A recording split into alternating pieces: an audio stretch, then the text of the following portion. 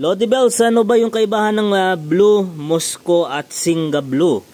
Dahil naman yung iba, parang nahihirapan talaga tumingin kung ano ba yung kaibahan. Kasi minsan, Lodi, sa mga video, pareho lang yung kulay talaga nila, di ba? Pero ito sa RepTab, pakitaan nyo kayo. Ito, Blue Moscow. Sample lang, Lodi, ng lalaki ng Blue Moscow.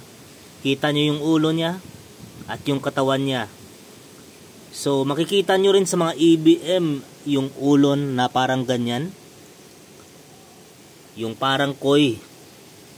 So, ito pa, yung example ng Blue Moscow sa top view.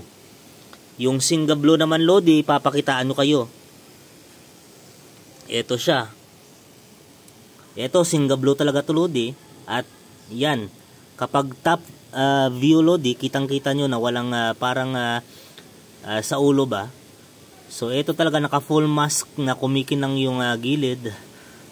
At yun, Lodi, tutorial lang yan sa inyo. Kasi alam ko na medyo mahirap nga naman paminsan-minsan tingnan ba yung kaibahan nila. Pero ito sa Panda view to, Lodi. Sa susunod, turuan nyo kayo kung paano tumingin sa side view, pang aquarium na view, para hindi kayo malito. Fantastic!